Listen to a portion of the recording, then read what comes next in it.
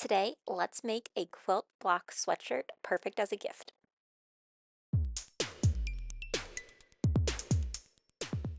Welcome, I do sewing and DIY related content, and today we are going to be making a quilt block sweatshirt. I have seen these all over YouTube, and I'm so excited to make my own.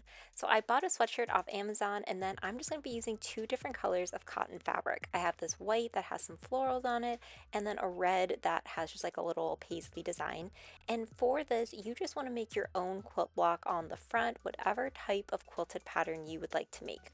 I'm going to have mine be really simple, and it's basically just 2-inch by 10-inch strips. I'm cutting about 8 of these strips. I think that if you wanted it to be kind of a larger size, you probably would have done a larger amount of strips, especially if you wanted to go with this patchwork design. But really at this point, it's up to you with how you want that design on the front to look like.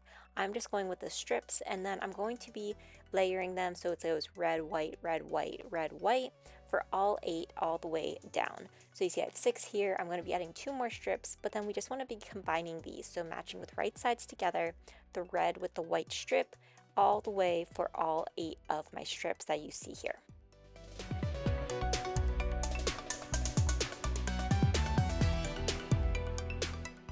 Then once you've gone through, matched everyone up, we are going to be just taking a straight seam across each of those matches so that we can start having 2, 2, 2, 2 for all of my 8.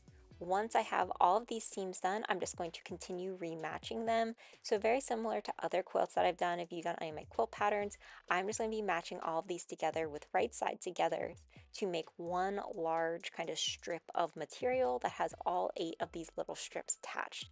And then just sewing that straight seam for each area where we're matching it all together. So very simple, very straightforward to get to this point so that you get all of your strips. So here is what my one big piece of fabric looks like. I am going to give this a good pressing to make sure that all of the seams are open just as they should be. And then I'm just going to go through and trim off any of the edges that maybe are not as exact so that I get one uniform looking rectangle. Now I'm going to go through and cut out 2-inch wide strips from this. So as you can see, this is giving me like little squares, which is what I'm going for. I did 2 inches because this is going to allow us some seam allowance, so that they'll look like 1.5 by 1.5 inch squares. So I'm going to cut this out to get as many strips as I can. There'll be a little bit left over with the sizing that I had used, but again, you could make these bigger or smaller depending on your needs. And then I'm just going to begin alternating. So because I did 8 where I had 4 white and 4 red, I can just kind of flip these so that I get this really fun red, white pattern. And then I'm just going to be sewing these up very similar to how we did before. So matching each strip so that it has that other one connected to it. And then I'm able to get that one big piece of patchwork fabric that I can use for my sweatshirt. And then when you open this up, just so you can see, you have like that red, white pattern. So I'm going to repeat this for that other side and then just sew both of these together so I get those 2 strips. And then I will be sewing both of those pieces that we just sewed together so I get one big rectangle that I'm able to cut out my heart quilt block from.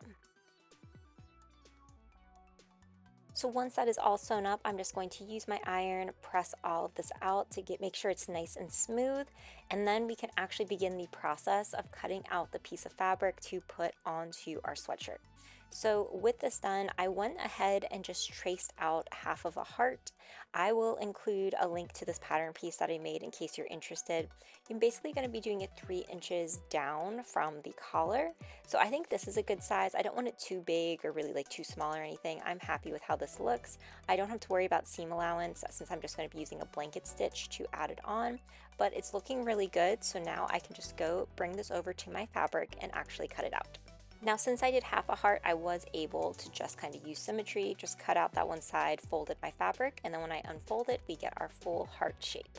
So with this is what it's going to look like on my sweatshirt. It's going to look really good. I really love the colors and the differences. I think it stands out very nicely, and I think my grandmother will love it.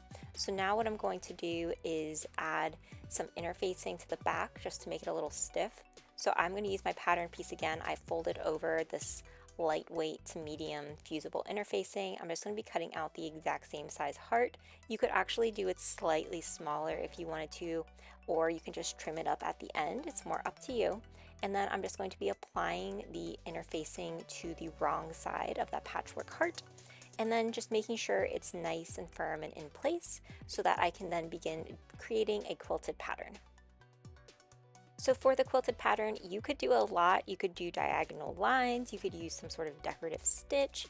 I think what I'm going to do though is about 1/4 of an inch away from either side of the main seams, I'm just going to be adding little lines. So there's going to be parallel lines going all the way across. That way it gives it really a fun patchworky feel. And the way that my presser foot is set up on my sewing machine, I'm honestly just going to be using that as a guide. But you could get much more complex with this. You could draw out your lines. You could use a zigzag stitch if you wanted. This is really just more about creative freedom with how you want your quilting to look. And so I'm just going to do this over the entire heart.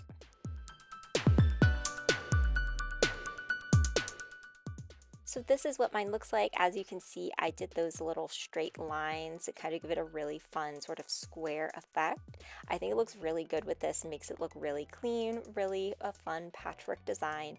So now it is time for us to use this and apply it to the sweatshirt itself.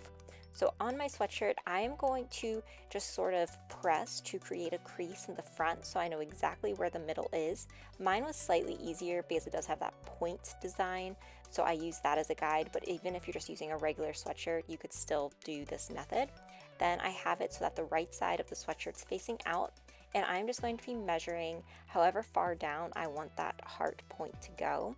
Like I mentioned before, I'm doing about 3 inches from the top of the collar all the way down, so this is where it would sit.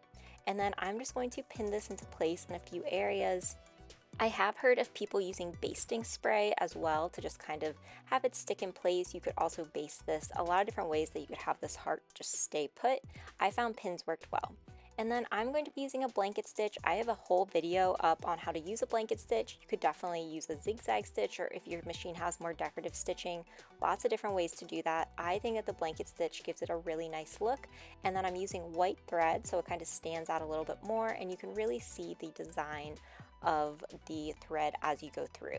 Now, one thing I do want to highlight is I am only sewing through the front of the sweatshirt, so the back is completely free. We're not doing anything with the back, and I just took my time and went all the way through doing that blanket stitch around the entirety of the heart.